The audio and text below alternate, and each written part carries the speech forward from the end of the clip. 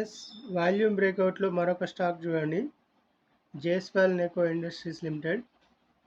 ఒకసారి సేమ్ ప్యాటర్న్లో మనది మళ్ళీ బ్రేక్అవుట్ ఇచ్చింది. మళ్ళీ బ్రేక్అవుట్ తర్వాత సపోర్ట్ తీసుకున్న తర్వాత నిన్న ఏం జరిగిందంటే స్ట్రాంగ్ వాల్యూమ్తో మంచి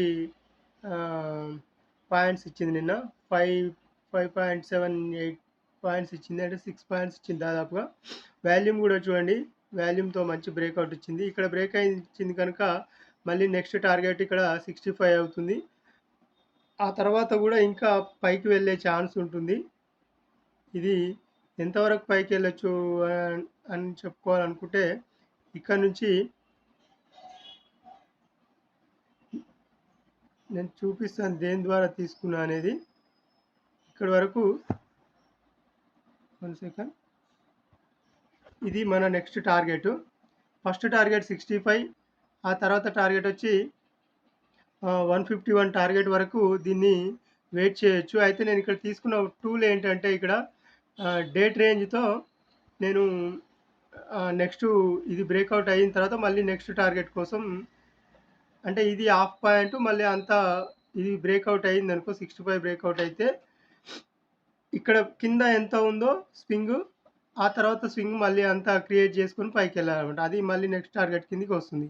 అప్పుడు మనకు టార్గెట్ ఎంతవరకు వస్తుంది అనేది ఈ లైన్ అనమాట. 150 నియర్ బై 150 వరకు దీన్ని హోల్డ్లో ఉంచుకోవచ్చు. మీరు ఈ స్టాక్ని అబ్జర్వ్ చేయండి. 150 తర్వాత మీరు మళ్ళీ ఈ స్టాక్ గురించి చెప్పుకుందాం. వెళ్ళాక ఇండిస్ 50 స్టాక్ కూడా ఇదే ఫార్మేట్లో తీసుకున్నాం. ఈ స్టాక్ను కూడా ఇదే ఫార్మేట్లో మనం చెప్పుకుంటున్నాం.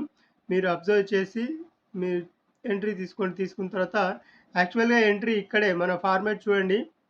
మరొకసారి చెప్తున్నాను, ఏదైతే లాస్ట్ రెడ్ క్యాండిల్ కన్సాలిడేట్ అయ్యి I2లో వచ్చిందో, కన్సాలిడేట్ అవుతూ లాస్ట్ రెడ్ క్యాండిల్ ఇది రాలేదు. దీంట్లో 2 క్యాండిల్స్ క్లోజ్ కాలేదు. ఈ రెడ్ క్యాండిల్స్ 2 క్యాండిల్స్ క్లోజ్ అయిన తర్వాత మళ్ళీ బ్రేక్అవుట్ ఇచ్చింది. బ్రేక్అవుట్ ఇచ్చిన తర్వాత మళ్ళీ ఇక్కడ రీటెస్ట్ చేసింది చూడండి.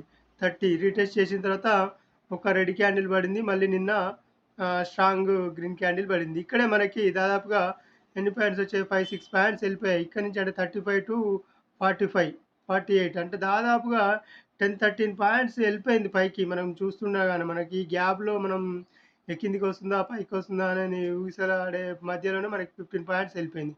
మనకి ఇక్కడ ఇంకా పైన ఉన్న పాయింట్స్ ఎన్ని, 65 అంటే దాదాపుగా 15 పాయింట్స్ ఉంది. ఇంకా అంతే, మనకి 15 కూడా లేదు, 13 పాయింట్స్ మాత్రమే ఉంది ఇక్కడ. ఈ 13 పాయింట్స్ ఉంది. మళ్ళీ ఇక్కడ పైన ఈ 152 వరకు మనం వెయిట్ చేయొచ్చు ఖచ్చితంగా. దీన్ని మీరు స్టాప్ లాస్ చూశారు కదా. మన టార్గెట్ మనం ఏదైతే ఫార్మేట్ చెప్పుకున్నామో ఆ ఫార్మేట్ నుంచి కిందికి రాలేదు అసలు. స్టాప్ లాస్ ఇంకా అవసరమా అనే క్వశ్చన్ మార్కు మీకు ఇంకా సింపుల్గా వచ్చేస్తుంది. టచ్ చేసిన తర్వాత పైకి వెళ్ళిపోయింది. ఫస్ట్ టార్గెట్ 65, నెక్స్ట్ టార్గెట్ 152, అంతే. ఇంకా సింపుల్గా వివరించడం, ఇంకా ఎక్కువైతే వీడియో లెంత్ అయిపోతుంది.